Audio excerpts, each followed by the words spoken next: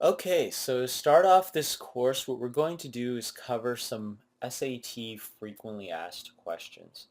So I know many students and parents have many questions related to this new version of the 1600 SAT. And so it's my goal to, through these frequently asked questions, answer a lot of those questions for you. So let's go ahead and get started.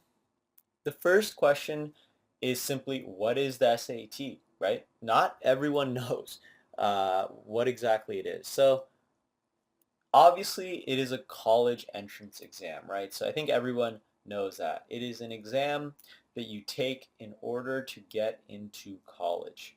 Now, not all colleges require the SAT. Most do, but not all. Some of the easier colleges to get into will waive the SAT or ACT requirement, but most competitive colleges do require either the SAT or the ACT for admission into a United States, a college in the United States.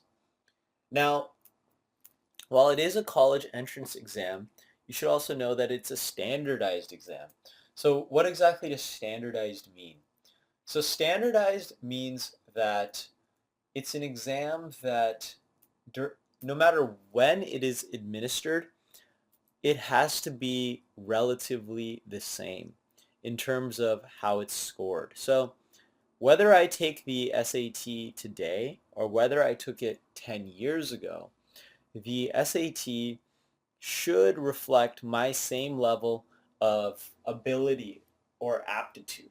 So this SAT used to stand for the Standardized Aptitude Test.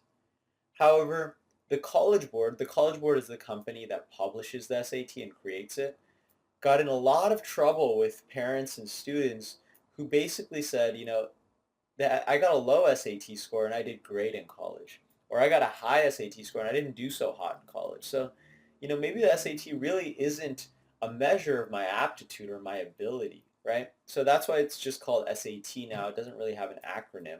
Although the College Board still likes to defend that the SAT does measure your aptitude, it really, really doesn't. All it is a standardized exam that through statistics basically is created so that, you know, my perfect score, when I got a perfect score, should be, you should be at the same level of knowledge and ability when I got a perfect score to like if you got a perfect score tomorrow, right? If you got a perfect score tomorrow, because it's a standardized exam, you should have the same level of knowledge and ability as I did when I got my perfect score in 2006, right?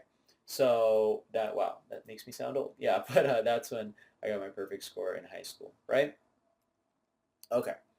So the other thing is, like a lot of people know, yes, it's a college entrance exam. You needed to go to college in the United States, right? But what a lot of people forget is that it's also very, very helpful for scholarships. So I mentioned earlier that I obtained about $250,000 in scholarships to go to college, and a lot of that was attributable to my SAT score. So every scholarship application that I filled out asked me, what is my SAT score? And it's no coincidence that I won many scholarships because my SAT score really knocked it out of the park, right? It was the best SAT score you can possibly get, or at least during the 2400 version of the exam, right? So there's another incentive for you to do well on this test. Not only will it help you with college admissions, but it'll help you gain money in order to go to college. And it's really more than a test. What do I mean by it's more than a test? Uh, you know, a lot of people treat the SAT, a lot of students will treat the SAT like it's one Saturday morning, 4 hours out of my life. I'm just going to take it and see how I do. Well, that's probably how a lot of your parents took the test. Prep courses and prepping for the SAT and, doing really well really wasn't a big deal, 50 years ago. But now it's a huge deal because academics are becoming so, so competitive. And so if you don't have a leg up on the competition, it's very hard to outdo them. And so SAT prep in general will have so many benefits for you beyond the test. So yes, SAT prep will help you with the SAT exam. But SAT prep will also help you in your standard high school classes, whether it's your math classes, your English classes, etc. It'll help you with your college essays. It'll help you with your scholarship essays. It'll help you in college on your exams. It'll help you on other high school exams. It'll help you just become more articulate and eloquent when you're speaking because of what the types of passages you're comprehending when you're prepping and learning new vocabulary and things like that. So there are so many benefits that I got out of prepping for the SAT that it's really a shame that most more students don't spend more time prepping for the SAT because I still see the benefits today, even almost 10 years later from when I got my perfect score. I still use a lot of the same things.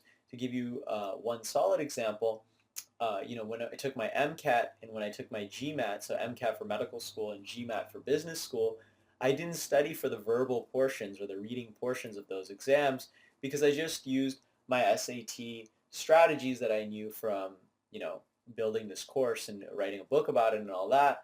And I didn't have to basically study for the GMAT verbal or the MCAT verbal because once you know how to approach passage-based questions on the SAT, you can approach passage-based questions on any standardized exam. It's pretty similar almost all the time. I also wrote an essay for my GMAT exam that was very similar to my SAT essay template that I use in this score that I made for this course. And so, and I got a perfect score on my GMAT essay. So you'll have benefits beyond what you could possibly imagine, from this SAT prep course. And so just keep that in mind, understand what the SAT is, but know that, although this is an SAT prep course, it's so much more than that, and it'll help you in so many more ways. Okay?